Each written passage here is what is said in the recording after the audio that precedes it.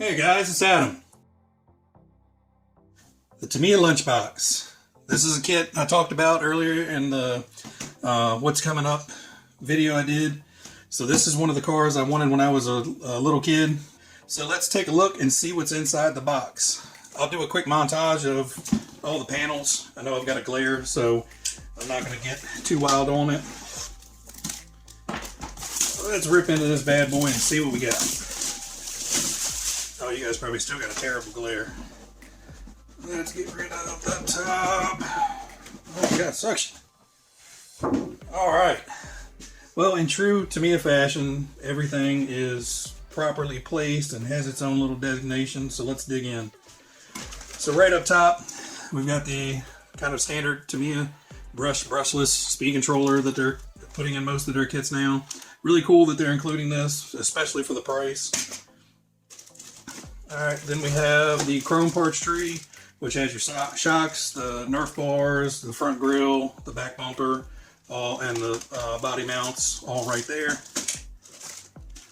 This is parts tree A, which looks like front suspension, some shock parts, and the servo saver bits. Then we have the moonroof and front windshield. Looks like front, no, what is that? I'm not sure. Looks like probably a portion of the chassis, possible motor mount maybe. Yeah, I'm not sure on these. Looks like there's some shock shaft parts. So this looks like completely random parts tree on this one. Of course, we've got the signature yellow deep dish, and I mean deep dish. I mean, these guys are like 1.5 inches, 1.75 inches deep. Alright, next up we have the big monster truck tires, all traction utility tires. These are actually nice and soft and squishy. I was expecting them a bit firmer, but yeah, those should be fun. Get these guys out of the way. Sorry. Let's get the green box out of here.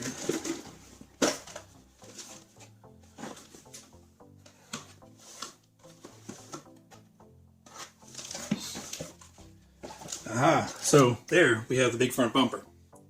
So yeah, this is the different plastic. This is like the much more durable than the standard ABS. I've got gears. Looks like the main pinion gear. Looks like some fuel tubing probably for the shocks. There's the actual pinion gear for the spur pinion. Some grease, body pins. The standard plain Jane 540 can motor. Springs, wheelie bar, some shock bits, steering knuckle for the front spindles, differential gear set, and then, as always, Tamiya screw bags. You guys back up, and then, of course, the plastic hard body. This will get painted the yellow to match the box art. Well, close. I'm not going to do it exactly the box art color. Can't remember what that is, TS16, something like that. But this is TS47 chrome yellow. And if this doesn't work out, I blame the internet for this one. Looks pretty close to me. I've seen online this one is probably a better color to the box art than the actual recommended color. So that's what we're going to do for that. So we'll prime and paint this guy up. Get that to match the color. Main body tub. I like how assembled this tub is. This should make everything really, really quick. It basically looks like rear suspension, front suspension, and the rear drivetrain, and that's about everything we're going to have to put together on this. Rear axle housing and gearbox set, wheel hubs, and then down at the very bottom we have the instructions. Looks like some of Tamiya's do and don't do list. Don't drive in traffic. Don't drive at people. And then obviously the decal sheet. The only problem, oh, these are pre-cut. I was gonna say the only problem is sometimes in their kits they're not pre-cut, so you have to take out the time and cut around each one. But these are actually all pre-cut, so that will speed up the process a lot. And of course you can put these on how you want. I'm gonna do it pretty much close to the box art, if not exactly like the box art. I may leave some of the service stuff out, but the rest of them are going to go on pretty much like the box art is. Because this is probably going to live most of its life on the shelf. I'll take it out and run it from time to time, but this one's probably going to be a shelf queen. So with the manual, again, you probably want to look through this first, go through the steps to see what your steps are. That way you kind of got a general understanding, because what you want to do is, if you've never done these, don't cut anything off the parts tree until you get to that step. You want to cut them off as you need it, because each part tree is labeled A, B, C, D, and each part has a number. So if the parts tree calls for part B2, then you know exactly which one to cut. Some of these kits, if you cut everything off, the parts are slightly different, but look so close, you may end up putting something on, trying to force it to fit, and then you end up having to take a third of the car back apart to, once you realize, oh, that's what I did.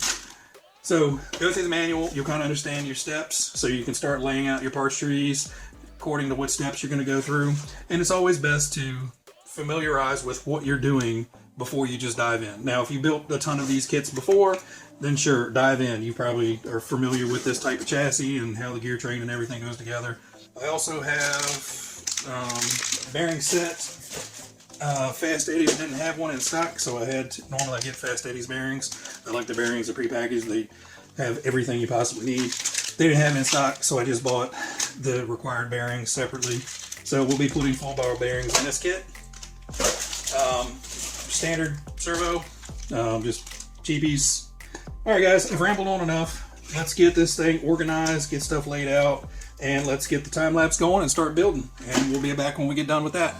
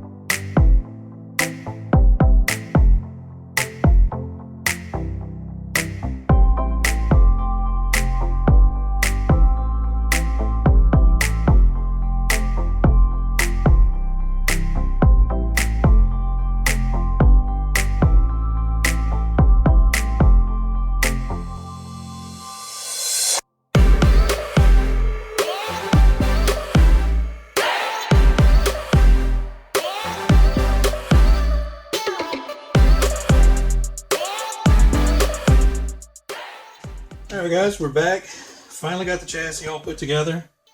Went together okay. This is the first time of building this chassis, so there were some weird quirks and stuff I had to work through. And there are a few steps where you kind of need three hands. And I'll go over that in a minute. But let's get this guy turned on. Nice, smooth sounding gearbox. And of course, what little steering is there, but it'll work. So some of the fiddly steps in this was getting the steering servo set up. For some reason that servo saver fought me. I don't understand why. I think it was a hand-brain situation. Hands weren't doing what the brains was telling it to do. The gearbox was a little fiddly. This is the first time using this gearbox setup. These floating gears were kind of weird. So just take your time on this. This spur gear has to go in first. Just take your time and you'll be fine. I thought getting these gears in and getting them greased up were going to be a pain, but they're not. Don't forget this little cross pin. This goes from left axle to right axle and keeps that gear running true. So I almost missed this. So definitely don't forget that pin, or you'll probably have a very short-lived life out of that gear. Otherwise, setting up the shocks were a little bit wonky. Again, the shocks go through the chassis plate down, and you have to get everything assembled in the correct order. So it's shaft, shock body, rubber bumper. There's a little nut at the bottom. Thread that all the way up. Then you can put the spring on. Then you can thread it into the bottom.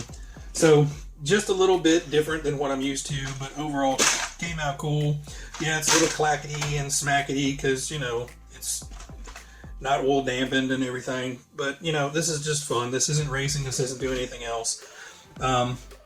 The body's downstairs. Just got the last coat, well, second or third coat, last coat of paint. I'm out of paint, so it's gonna be the last coat. I'll get the body finished up. Right now the paint's still too soft to mess with. I don't want to peel anything up by accident or scrape anything. So I'm gonna give that another day to dry. And I hope you guys enjoyed it. This is a different build for me, so you know I ran into some snags. But overall, it's a fun kit. I would recommend it. I don't know if I would recommend it as a first kit, just because it is kind of fiddly. I would say the Blackfoot, if you can find it, is a much simpler process and a lot easier to put together than this was. Granted, this is a little bit more expensive, but this chassis kit was a little bit more finicky to put together than the Blackfoot was. Either way, they're going to be great little kits to bash around with and just enjoy. Again, it takes me back to my childhood. I love it. I hope you guys enjoyed the video. Trying to get a little bit better at making the videos, so hopefully as these series progress, things will get better and a little bit more exciting, but hopefully get some good action shots at the end. Hope you guys enjoyed it. Everybody be safe and happy out there, and I'll talk to you guys later.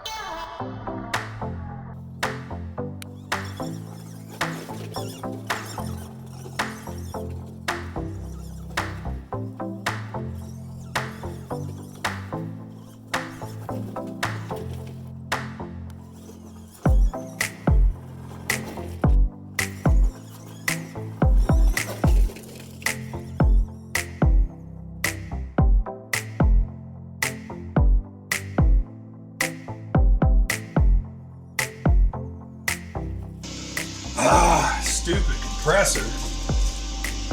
I've been in the garage for an hour now, and this is the first time the compressor's decided to kick on and try to ruin this entire video. That's usually reserved for me. I'm the one that tries to ruin the entire video somehow.